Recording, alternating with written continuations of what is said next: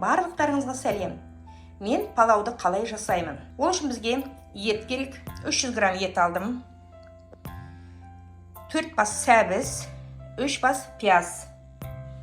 Сәбіз бен пиязды жақсылап турадық. Және бізге май керек. 200 грамм күнбағыс майы.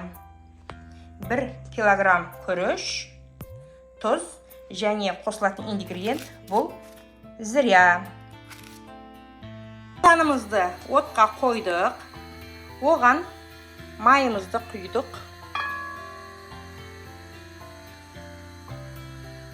Майымыздың қызғанын күтеміз. Майымыз қызды. Оған жуаны саламыз.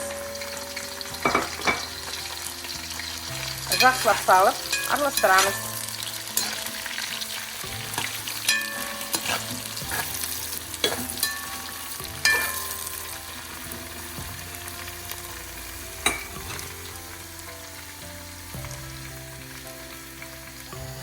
Қуырып жатқан жуамыздың реңі өзгерейін деді, қызарайын деді. Қызғыштау болды. Енді осыған біз үстіне ет саламыз.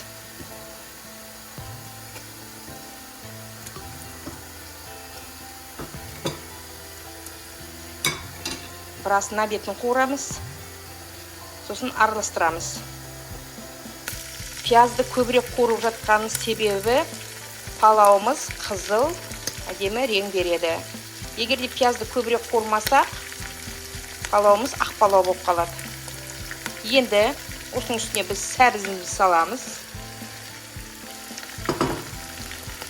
Араластырамыз.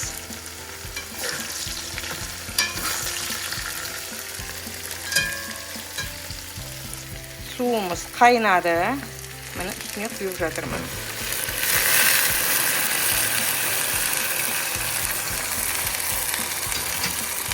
Отымызды астын пәсетеміз. Қазанымыз қайнап жатыр. Азырақ тұз саламыз. Тұзды көп салмаймыз. Араластырамыз. Тұзды салдық, араластырдық.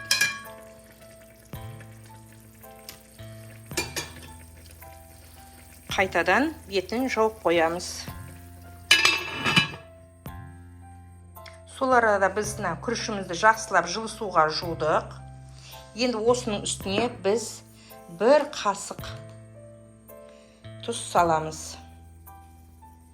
1 қасық тұз салып, үстіне қайнаған су құйып қоямыз.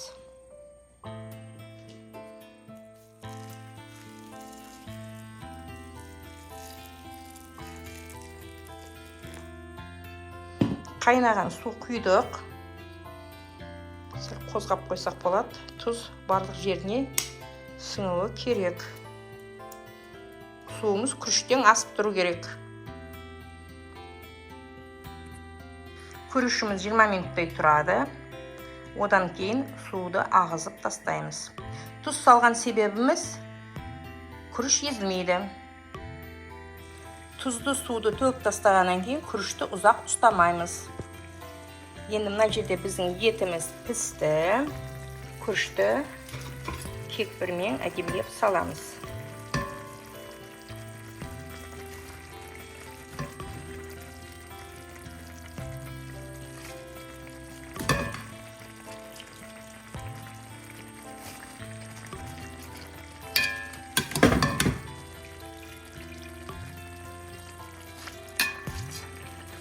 Күрішімізді салдық.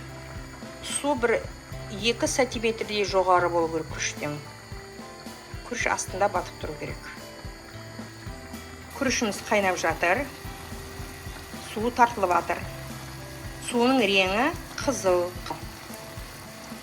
Пиязды көбірек қуырғаннан сондай әдемі рең береді. Суы тартылды. Енді шет-шетін көтеріп қоямыз. Айналасын айналдырып, әдемілеп. Майлы